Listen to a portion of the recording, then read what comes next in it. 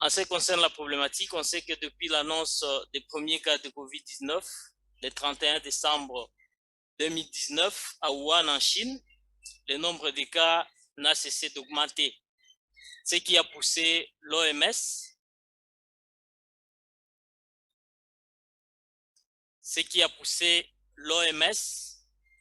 à le qualifier le 30 janvier 2020 d'urgence de santé publique de portée internationale.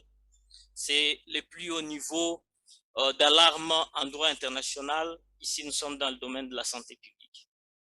Il y avait en ce moment-là seulement 100 cas en dehors de la Chine et il n'y avait aucun décès. Vous comprenez la gravité de la chose qui a poussé l'OMS à déclarer déjà cette situation. Qu'en est-il de la République démocratique du Congo et du monde? En République démocratique du Congo, jusqu'à ces jours, les résultats ici sont du 20 juin. Nous avons 37 808 cas. Nous avons 27 938 cas de guérison, mais nous avons aussi déploré 879 décès. Dans le monde entier, nous sommes à 178 millions de cas. Nous avons 3,86 millions de décès. Donc, en termes de comparaison, si on laisse à ce virus le temps de tuer ou de passer dans la population comme c'était le cas pour le sida 10 ans, ça va décimer, n'est-ce pas? Si dans une année, il peut déjà tuer 3,8 millions d'habitants, vous comprenez qu'il peut causer de ravages assez exceptionnels à notre population. Au Sud Kivu, les données cumulées depuis le début de l'épidémie de Covid-19 montrent que la capitale de la RDC reste la plus touchée, c'est l'épicentre, la République Kinshasa, avec 73% de tous les cas. Le Sud Kivu ne représente que 3% de l'ensemble des cas qui ont été inventoriés au pays.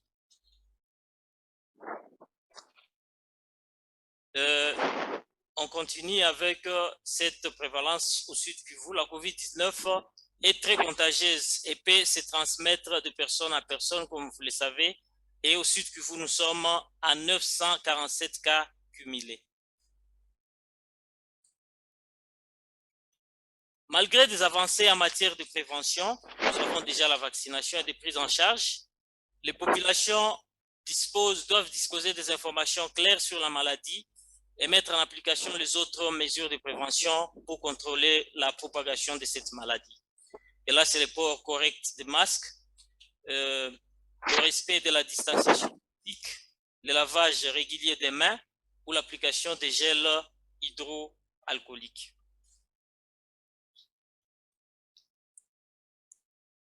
Les objectifs de cette étude, c'était d'apprécier les connaissances, les attitudes et les pratiques des populations face au COVID-19, évaluer la perception des mesures barrières prises par le gouvernement, fournir d'éventuelles orientations pour l'élaboration d'une stratégie de communication adaptée au savoir-être et savoir-faire de la population afin de susciter leur engagement dans la riposte.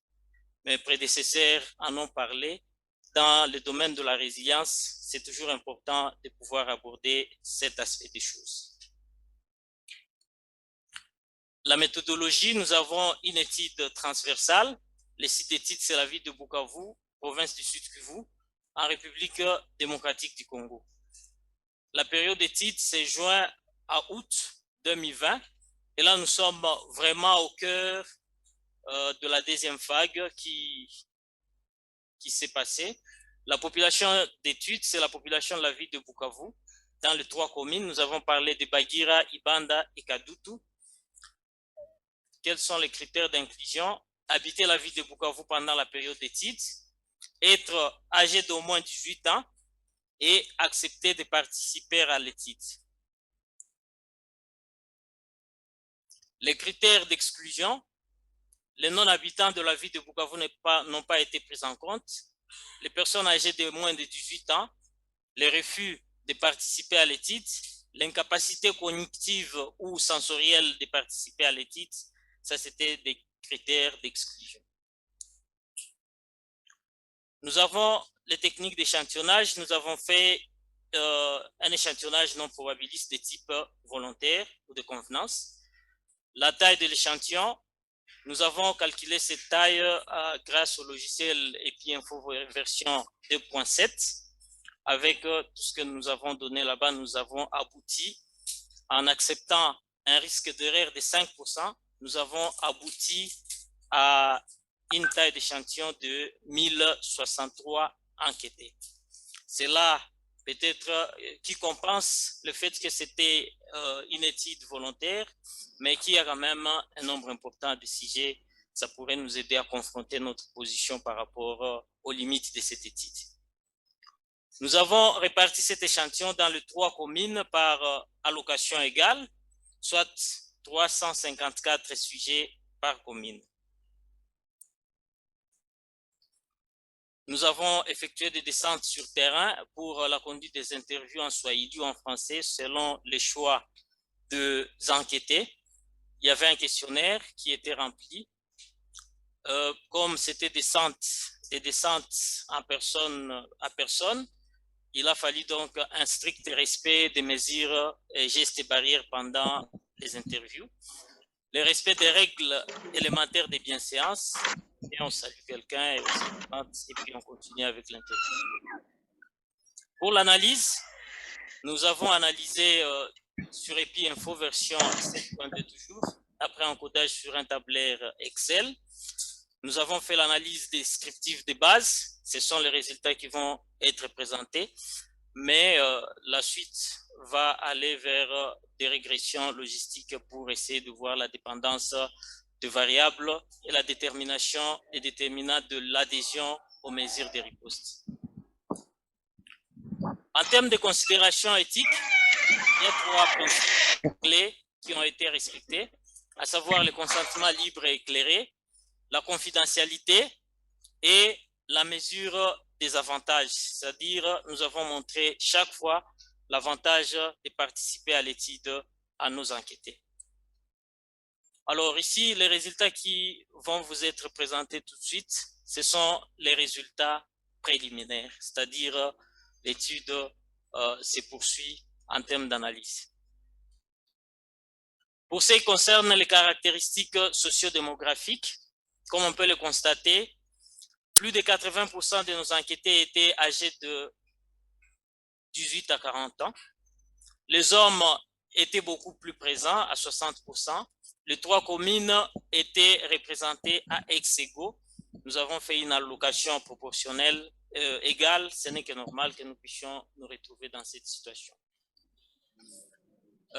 Les universités représentent plus de la moitié de nos enquêtés, suivis par ceux du niveau primaire et les autres autour de 10%.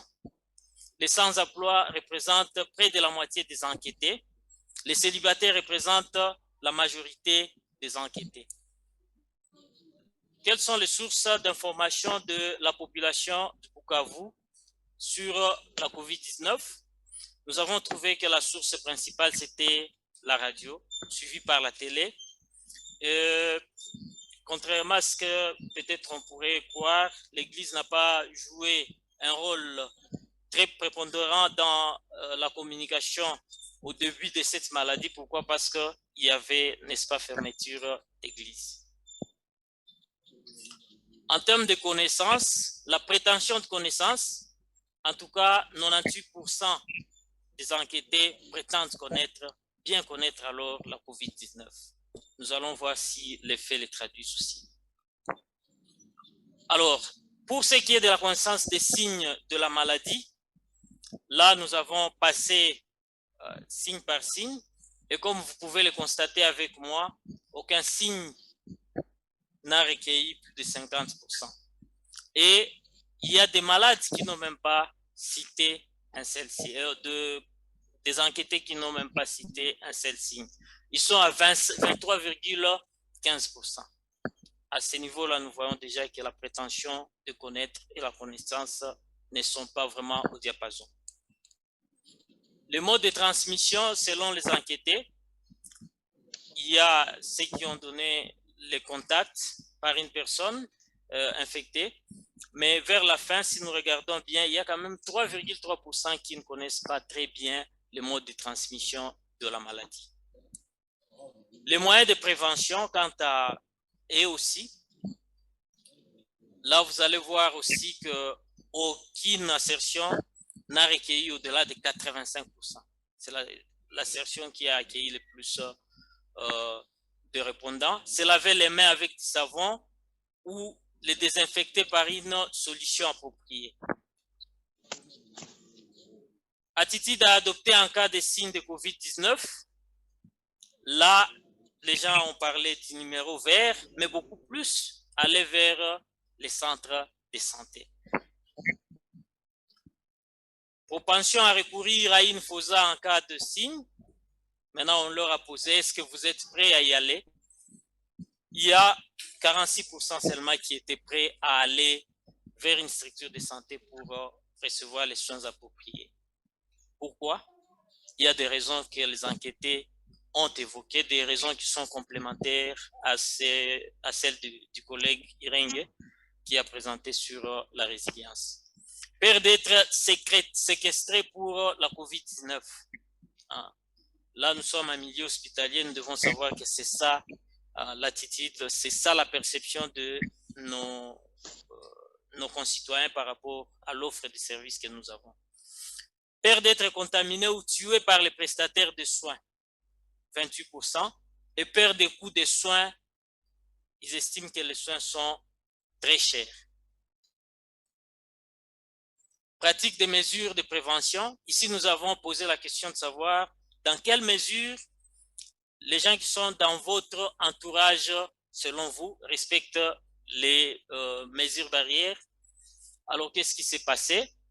Ils ont dit le lavage régulier de mains respecté à 24,45%. La quatorzaine d'une personne en provenance d'une zone touchée, 40,55%. Donc, ils disent quand même qu'il y a des gens qui arrivent dans la communauté et qui ne parviennent pas à être isolés comme prétendu par notre système. Le confinement total d'une entité, à un certain moment, ça a été confiné. La fermeture des frontières, l'interdiction des rassemblements de plus de 20 personnes, respectée à 32,36%. La limitation du nombre de passagers dans le véhicule en transport en commun, voilà. Et la mesure la plus respectée, selon les enquêtés, c'était la fermeture d'écoles et d'églises. Perception des mesures de la riposte par les enquêtés, comment ils perçoivent ça? La communication sur la COVID-19 était mauvaise et a conduit à la banalisation de la maladie. Ça, c'est plus de 87,60% qui ont dit ça. Et nous, comme membres de la communication de risque et engagement communautaire, ça nous interpelle. Usage excessif de la force par les agents de l'ordre et de sécurité pour faire respecter les gestes barrières. Là, c'est mesuré autour de 95%. Les mesures prises par les autorités politiques pour la gestion de la pandémie sont teintées d'hypocrisie. Peut-être le collègue est allé vraiment dans les détails pour dire il y a une question financière là-dessus. Les gens croient que les autorités font autour de ça de la mafia. Voilà, c'est autour de 97%. Contre le confinement total d'une entité, les gens ne sont pas prêts à être totalement confinés à Bukavu. L'isolement des malades et de cas suspects est une stigmatisation, il y en a qui l'ont dit, et la majorité même de la population. N'approuve pas la fermeture des écoles et des lieux de culte, là aussi, nous pouvons le voir. Alors, nous avons posé la question de savoir est-ce qu'il y avait des maladies chez les enquêtés qui pouvaient faire en sorte qu'avec le non-respect des mesures barrières observées, une fois arrivés à l'hôpital, ils puissent présenter des situations plus difficilement gérables. Qu'est-ce que nous constatons? Le VIH a été cité autour de 1%. Donc, il y a 147 sujets qui ont dit quand même qu'ils avaient une maladie au départ. Il y a les maladies rénales, 7%. L'hypertension artérielle a été déclarée par 39%. Le diabète sucré, c'est autour de 22%. Et les autres maladies occupent l'autre place. Ici, curieusement, la prévalence nationale du VIH tourne autour de 1% qui a été cité aussi par les enquêtés. C'est étonnant. En termes de conclusion, le niveau de connaissance reste faible par rapport aux prétentions des enquêtés. Dans le contexte de la circulation active de plusieurs variants préoccupants tels que Delta, B1, 617.2, dont la contagiosité reste très élevée, il est fortement recommandé que chacun maintienne un niveau élevé d'adhésion à la vaccination et aux mesures individuelles de prévention, de dépistage, ainsi que le renforcement des traçages des contacts. Donc, il n'y a pas encore d'autres solutions. Il y a la vaccination qui est disponible, mais vous savez tout ce qui est autour de cette vaccination. Donc, les mesures barrières, les gestes barrières restent d'actualité. Nous devons aussi intensifier la communication des risques et engagements communautaires en adaptant les mesures préventives à la réalité des populations locales.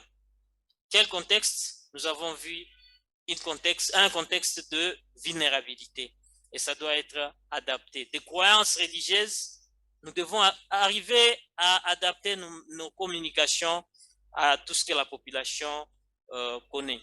Ça va nous éviter de tomber dans la malinformation, la mésinformation, la désinformation, le vide d'information et surtout la situation socio-économique des ménages qui reste précaire ne devrait plus continuer à être exacerbée par des mesures barrières non adaptées au contexte épidémiologique, au contexte socio-économique de notre population.